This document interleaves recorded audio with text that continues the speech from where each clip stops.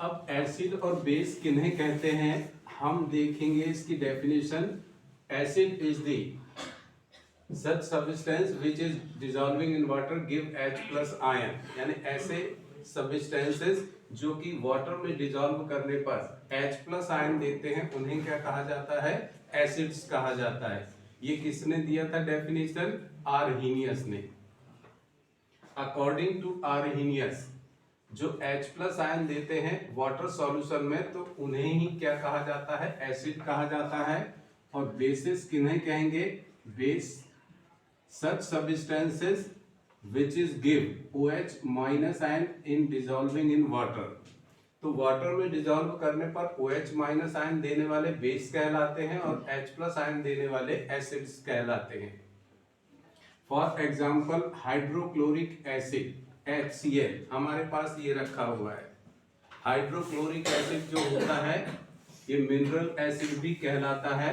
अगर इसको हम वाटर में डिसॉल्व करेंगे तो ये अपने कंस्टिट्यूएंट आयन में टूटेगा H+ और Cl- में, अर्थात ये दो आयन का मिलकर बना हुआ है H+ और Cl- आयन का। इसी तरीके से OH- देने वाले बेस कहलाएंगे। एग्जाम्पल हो जाएगा सोडियम हाइड्रोक्साइड। अब इसको वाटर में डिसॉल्व करते हैं तो ये Na+ बनाएगा और OH- बनाएगा। तो ये वाटर में डिसॉल्व करने पर OH- आयन दिया इसलिए ये बेस कहलाएगा, इसने H+ आयन दिया इसलिए ये एसिड्स कहलाएगा। हमारे पास एक्टिविटी 2.3 है बुक की और इसमें बोला गया how do acids bases react with metals, यानी केमिकल प्रॉपर्टी ऑफ हम किसकी देखेंगे, एसिड और बेस की। केमिकल प्रॉपर्टी ऑफ एसिड्स और बेसिस में देखा जाए तो इसको मिटा दीजिए।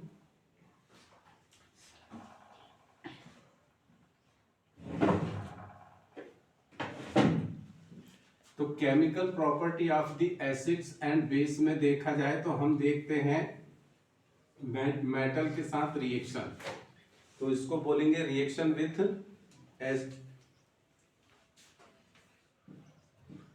एसिड एंड बेस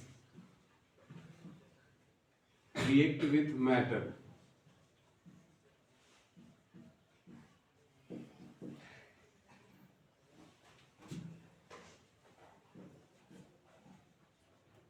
तो मेटल जैसे एग्जांपल हम लेते हैं जिंक मेटल।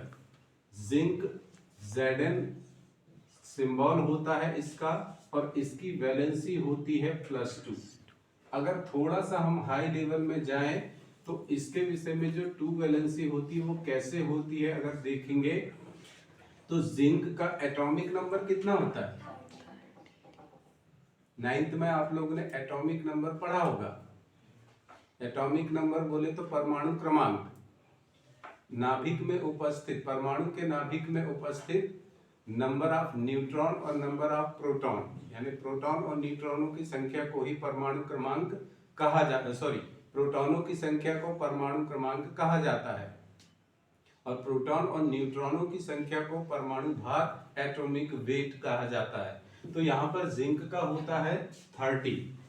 अगर इसका इलेक्ट्रॉनिक कॉन्फ़िगरेशन बनाया जाए तो 1s2 2s2 2p6 बोलो 3s2 3p6 3p6 4s2 4s2 3d10 3d10। Very good.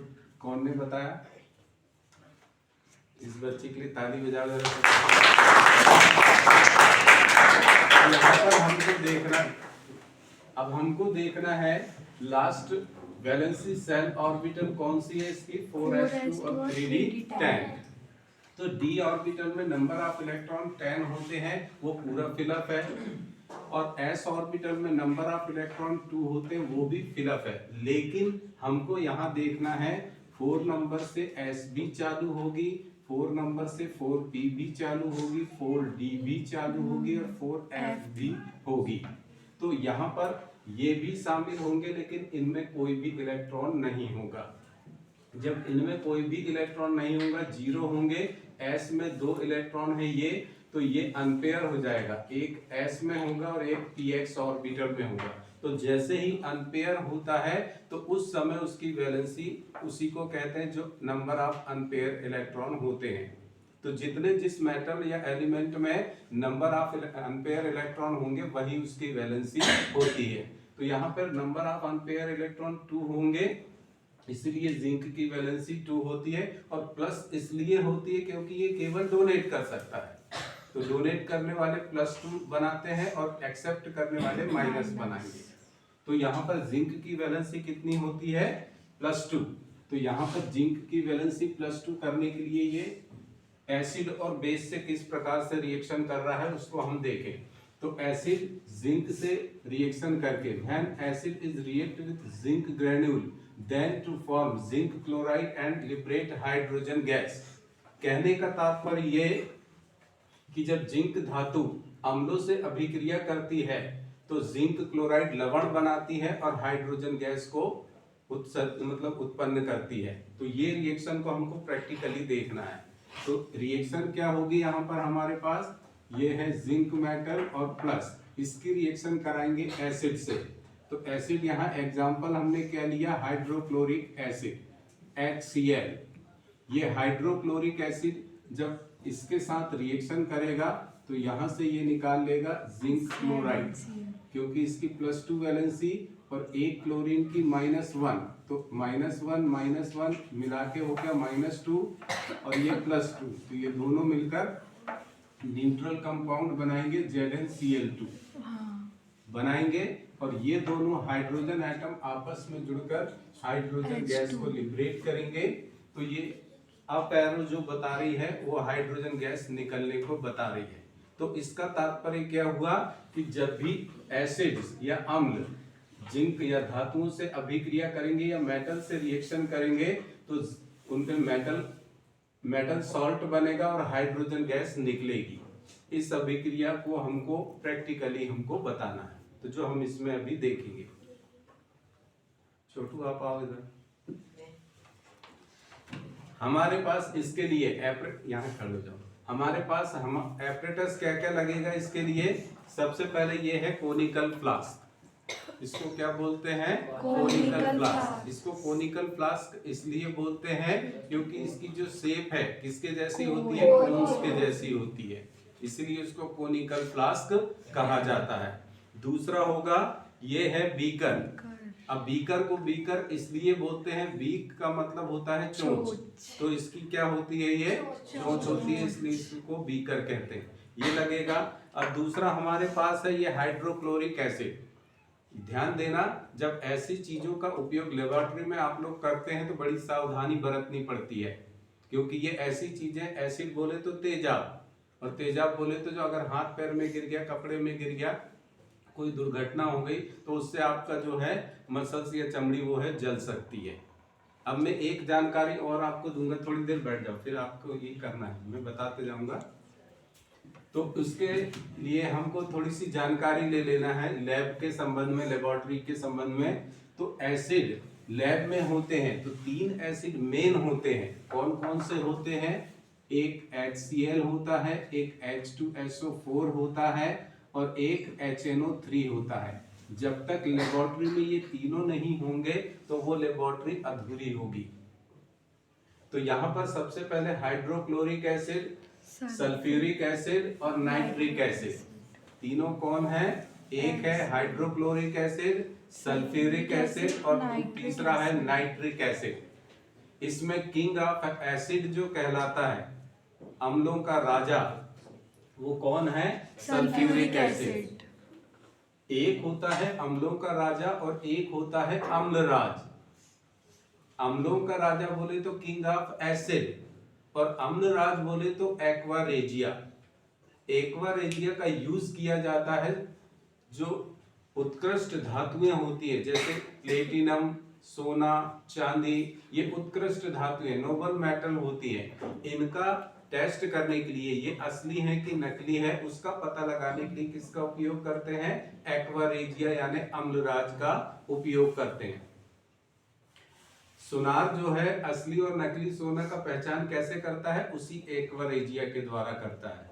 जो मेटल, जैसे आप लोग ने जो भी जेवरात वगैरह पहने वैसे पहन के तो पढ़ाई वाले बच्चों को आना नहीं चाहिए, उससे क्या हो सकता है कभी भी कोई भी दुर्घटना घट सकती है।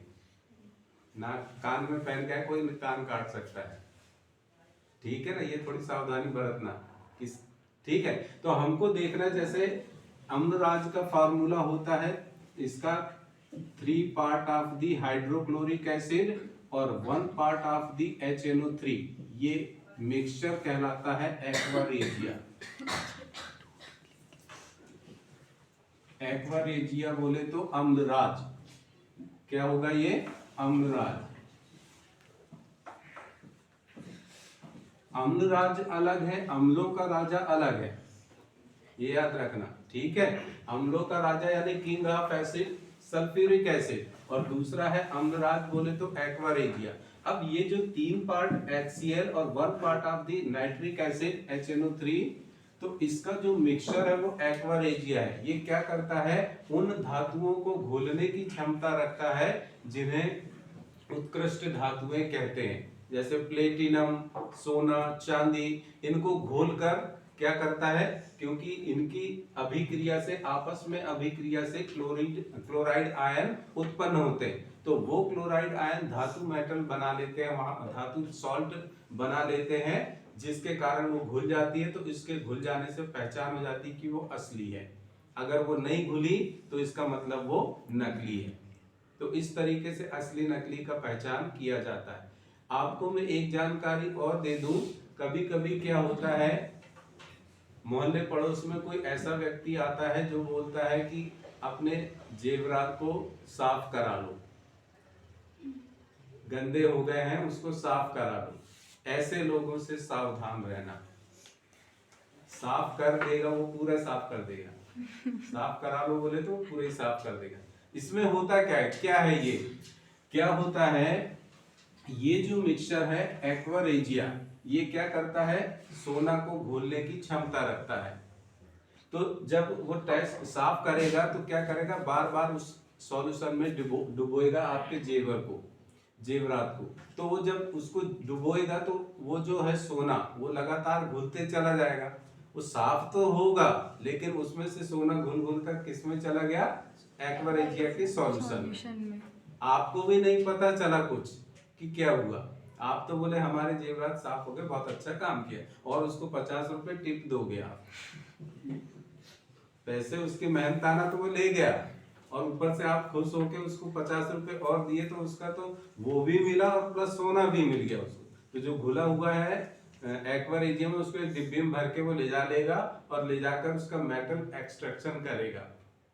मेटल एक्सट्रैक्शन बोले तो मेटल कंपाउंड जो माइनिंग से मिलते हैं, खुदाई से, जमीन की खुदाई से, जैसे लोहे के कंपाउंड मिले, लोहा 1 किलो का वाट जमीन में गड़ा तो नहीं मिलेगा, बल्कि होगा क्या, लोहे के यौगिक मिलेंगे धरती में, और धरती की खुदाई से जब उन यौगिकों का धातु निष्कर्षण किया जाएगा तो शुद्ध धातु लोहा प्राप्त होगी, वो जो फैक्ट्रियों में किया जाता है। अब उस शुद्ध धातु को सांचों में डालकर आकार दे दिया जाता है, जो भी एपरेटस उससे बना लिया जाता है।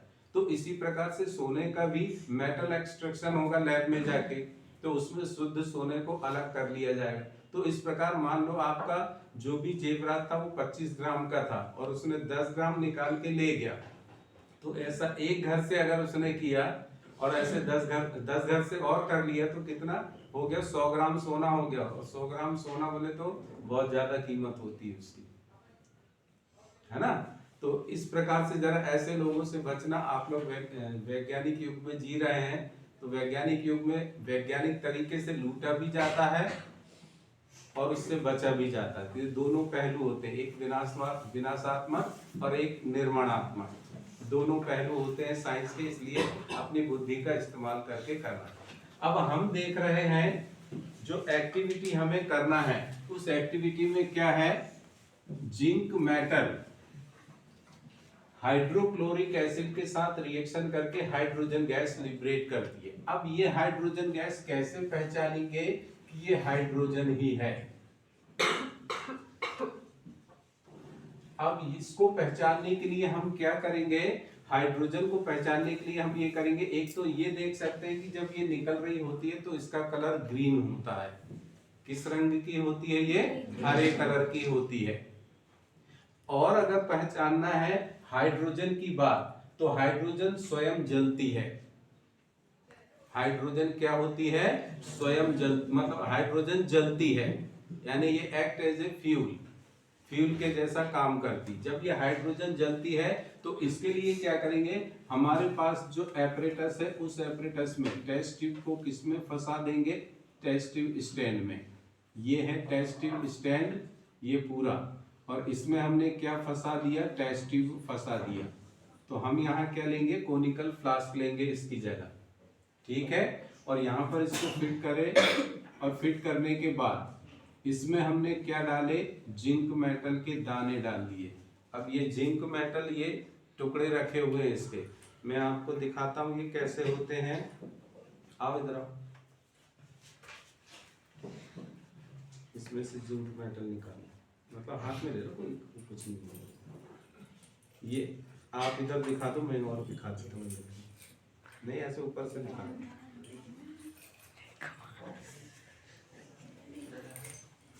ये जो है ये इस कलर की होती है जिंक मेटल, व्हाइट कलर की, इसमें चमक होती है, ठीक है, धात्विक चमक होती है। तो यहाँ पर इस प्रकार से ये जिंक मेटल को हमको लेना है, किसमें यही रख। आओ आप यहाँ खड़े हो जाओ। तो इस तरीके से इसमें हमने क्या डाला? जिंक ग्रेन्यूल्स या जिंक मेटल, इसको बोलेंगे जिंक के दाने यानी ग्रेन्यूल्स, ठीक है। और इसमें हमको क्या मिलाना है? कौन सा एसिड मिलाना है? Hydrochloric acid. ये होता है हाइड्रोक्लोरिक एसिड, ठीक है। हाइड्रोक्लोरिक एसिड जो लैब में रखा होगा उसकी 3 अवस्थाएं होती हैं। एक डाइल्यूट हाइड्रोक्लोरिक एसिड, एक होगा कॉन्सेंट्रेट हाइड्रोक्लोरिक एसिड, और एक होगा fuming hydrochloric acid. Dilute hydrochloric acid कितना होता है? 40% सॉल्यूशन ऑफ HCl। तो 40% का मतलब क्या होगा? परसेंट हमेशा कितने में निकालते हैं? अमू एक अच्छा वाला पेन लेके आना। परसेंटेज कितने में निकालते हैं? 100 में निकालते हैं। अब 100 में 40 पार्ट ऑफ क्या होंगे? HCl, और 60 पार्ट ऑफ होगा वाटर। तो ज्यादा कौन है? वाटर। तो ऐसा सॉल्यूशन जिसमें वाटर ज्यादा होता है, सॉल्यूट कम होता है, उसे हम डाइल्यूट सॉल्यूशन कहते हैं। दूसरी बात, कॉन्सेंट्रेट सॉल्यूशन, अगर इसको हम 60% HCl लिख दिया जाए तो 100 पार्ट ऑफ HCl सॉल्यूशन में 60 पार्ट ऑफ HCl है, और बाकी 40 पार्ट ऑफ क्या होगा? H2O होगा। तो ज्यादा कौन है? सॉल्यूट यानी HCl। तो जिसमें सॉल्यूट यानी विलय की मात्रा अधिक होती वो सांद्र विलयन कहलाता है या कॉन्सेंट्रेटेड सॉल्यूशन कहलाता है। और तीसरा जो होता है जिसमें पानी बिल्कुल भी नहीं होता, मतलब 100% क्या होगा? HCl। तो इसको कहते हैं फ्यूमिंग हाइड्रोक्लोरिक एसिड। फ्यूमिंग बोले तो इसको अगर बीकर में निकाला जाए, और बीकर में निकालकर ग्लास रॉड को डुबो, जैसे ये बीकर में हमने डाला और इसमें हमने ग्लास रॉड डुबोए, तो जब रॉड को बाहर निकालेंगे हवा में तो अपने आप धुआं निकलने लगेगा, तो उसको कहा जाता है फ्यूमिंग हाइड्रोक्लोरिक एसिड। और फ्यूमिंग हाइड्रोक्लोरिक एसिड को ही कहा जाता है तेजाब। क्या कहा जाता है? तेजाब। अगर इसको हाथ में गिराएंगे तो वो हाथ में छेद कर देगा, पूरा हाथ पार निकल जाएगा, इतना तेज होता है। इसी तरीके से अगर पेड़ पौधों में गिराएंगे तो उसको जला देगा, कपड़े में गिराएंगे तो कपड़े में छेद कर देगा, इतना स्ट्रांग होता है। तो ये क्या होते हैं? Fuming hydrochloric acid. तो तीनों की स्टेट यही होती है। हाइड्रोक्लोरिक एसिड भी फ्यूमिंग हो सकता है, सल्फ्यूरिक एसिड भी फ्यूमिंग हो सकता है, और नाइट्रिक एसिड भी फ्यूमिंग हो सकता है। अब यहाँ पर हमने इस एपरेटस में क्या डाला? कॉन्सेंट्रेट HCl हाइड्रोक्लोरिक एसिड, और इसमें एक ग्लास ट्यूब को कॉर्क के द्वारा फिट कर देते हैं। कांच की नली को क्या करेंगे?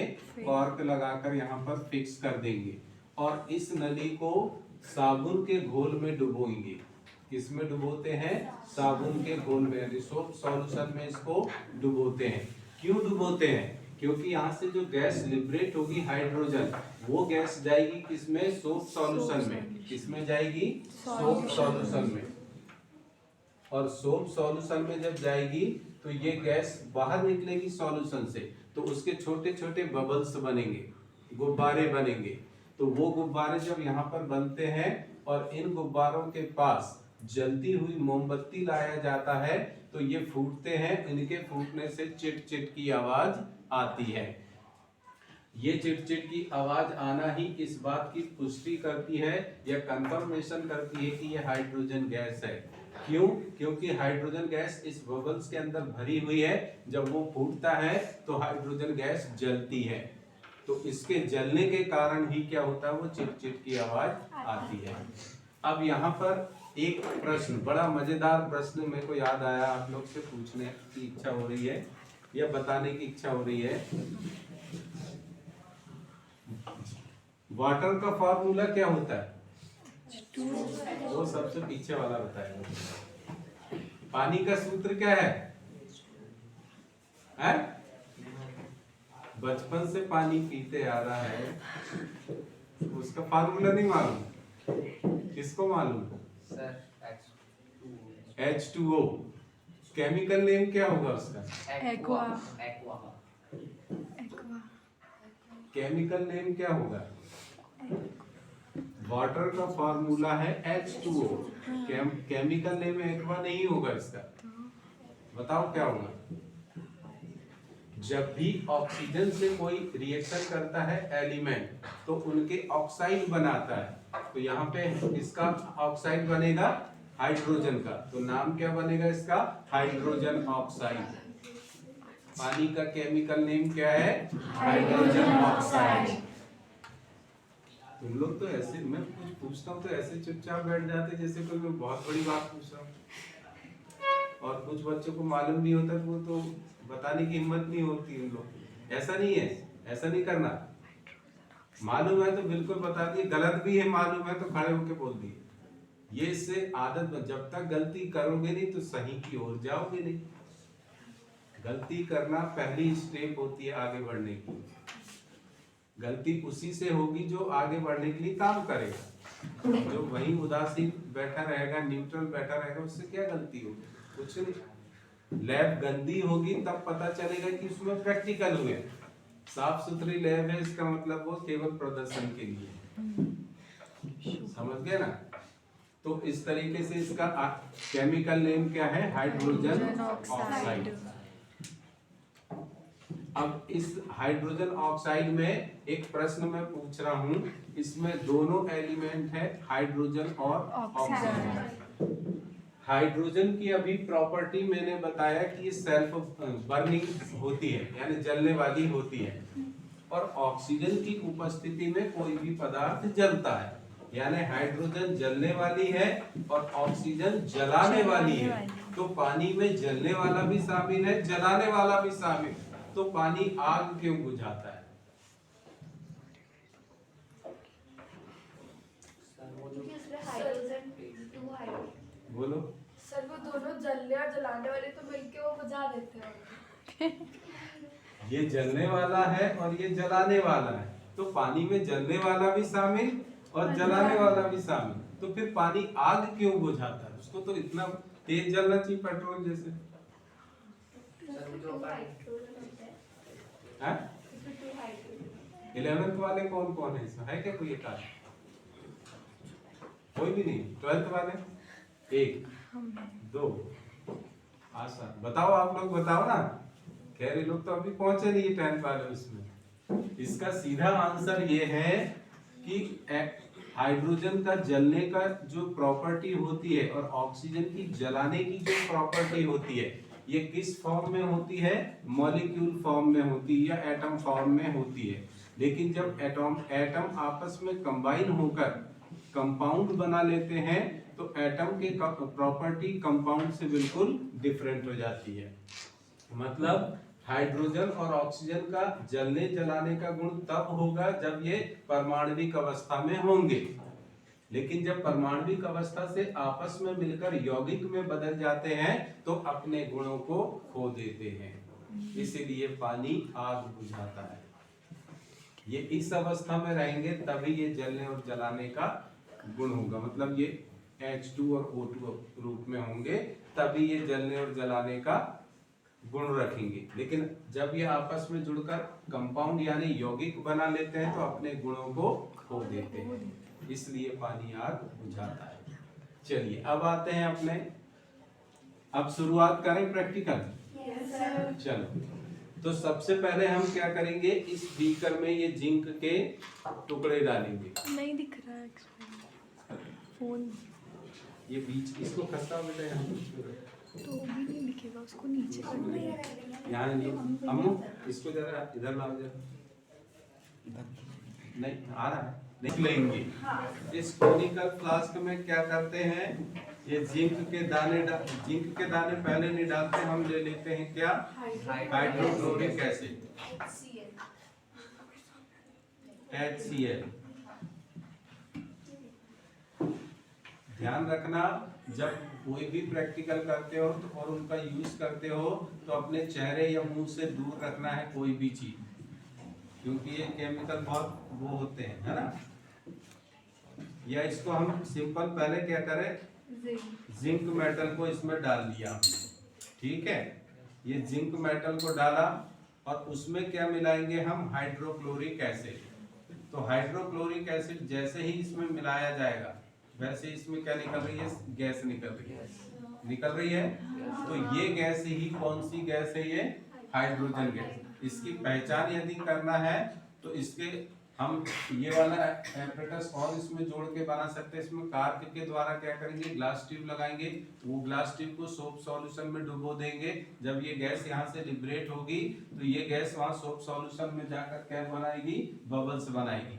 और इन बबल्स को हम मोमबत्ती, जलती हुई मोमबत्ती उसके पास ले जाएंगे तो क्या होगा, चिट चिट की आवाज आएगी और आएगी। अभी इसमें भी आप वो करोगे तो ये बर्न होगी, क्योंकि मोमबत्ती जब यहाँ लाओगे तो मोमबत्ती की जो लौ होगी, ज्वाला होगी, वो तेज हो जाएगी। तो इससे हम समझ जाएंगे कि ये निकलने वाली गैस कौन सी है, हाइड्रोजन गैस है। तो ये एक्टिविटी है, ये 2.3 समझ गए, जो किस बात का कंफर्मेशन कराती है कि मेटल से एसिड की जब रिएक्शन होती है तो क्या निकलती है, हाइड्रोजन गैस निकलती है। When acid is react with metal, then liberate hydrogen gas। ठीक है, जब मेटल यानी जिंक धातु हाइड्रोक्लोरिक एसिड से अभिक्रिया करती है तो हाइड्रोजन गैस निकलती है, ये इसमें होगा। तो और इसी प्रकार बेस का अगर देख लेंगे तो बेस में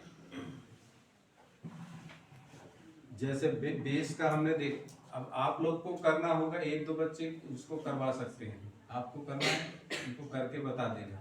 पहले जरा समझाता, पहले देखा हमने एसिड वाला, अब देखेंगे बेस वाला। बेस का एग्जांपल क्या लेते हैं, NaOH सोडियम हाइड्रोक्साइड, और इसकी जब रिएक्शन होती है किससे, जिंक मेटल से, तो ये जिंक मेटल से रिएक्शन होती है। तो यहाँ पे नंबर ऑफ 2 मोल्स लेते हैं, Na2ZnO2 सोडियम जिंकेट बनाता है। तो ये NaOH 2 हो गया। अब ये सोडियम हाइड्रोक्साइड भी जिंक मेटल से जब रिएक्शन करेगा तो वो भी हाइड्रोजन गैस को निकालेगा, यानी ये दोनों ही क्या करते हैं, मेटल से रिएक्शन करके हाइड्रोजन गैस निकालते हैं। तो इसकी केमिकल इक्वेशन क्या होगी, NaOH और प्लस जिंक, तो यहाँ से ये निकल जाएगी हाइड्रोजन गैस, हाइड्रोजन गैस के रूप में निकलेगी। और ये दोनों NaO यानी Na2 क्या लिखेंगे, Na2, और फिर इसके बीच में जिंक और ये O2, इसका नाम है सोडियम जिंकेट।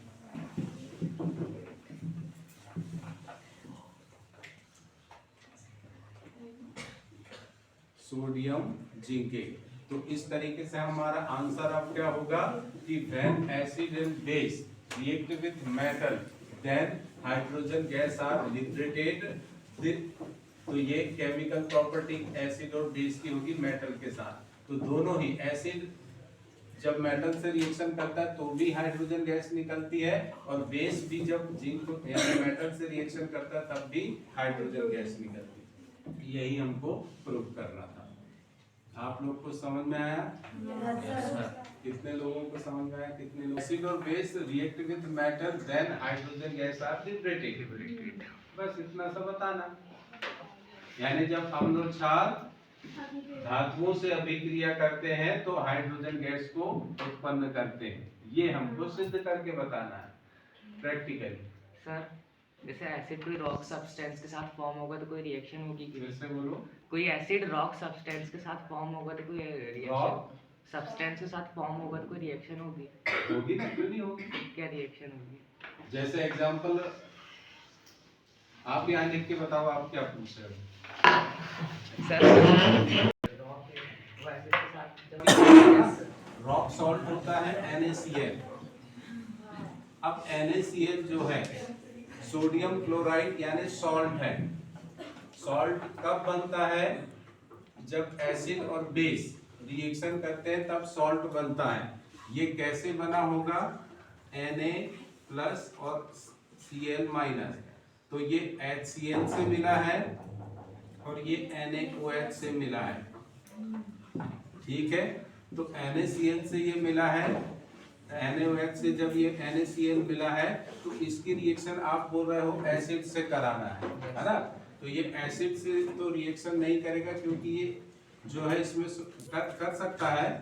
जैसे ये तो एसिड से ही है रिएक्शन, इन दोनों की आपस में रिएक्शन हुई है, ये H2O निकला है और ये NaCl बना।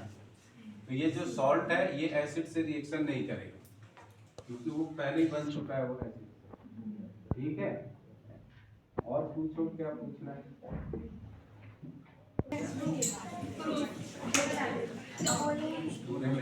बहुत तेज निकल जाएगा। भाई हाथ बचा के। अरे वो एकदम कुछ नहीं होता। नाश करता है।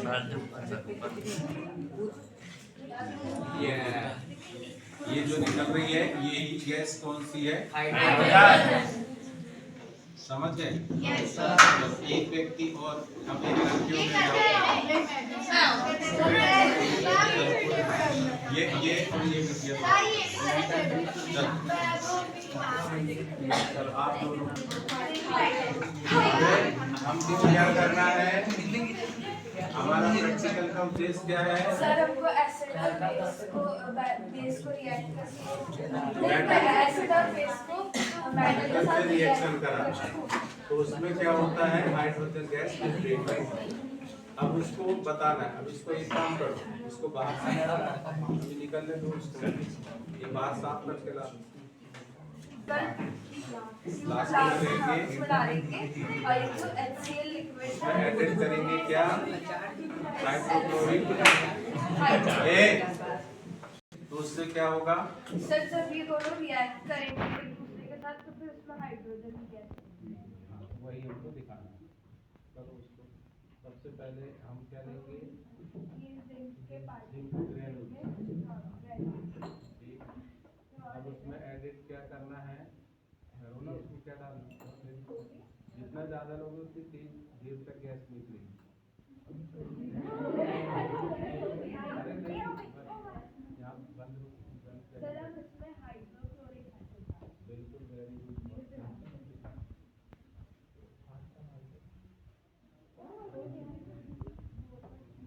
अब चेहरा वहाँ से दूर कर दो।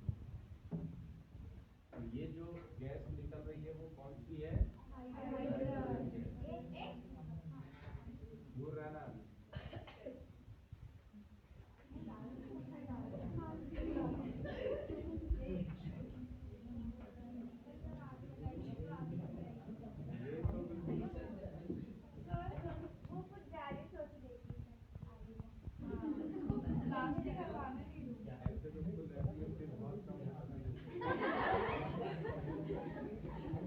क्या पता कोई पकड़ा कर ले।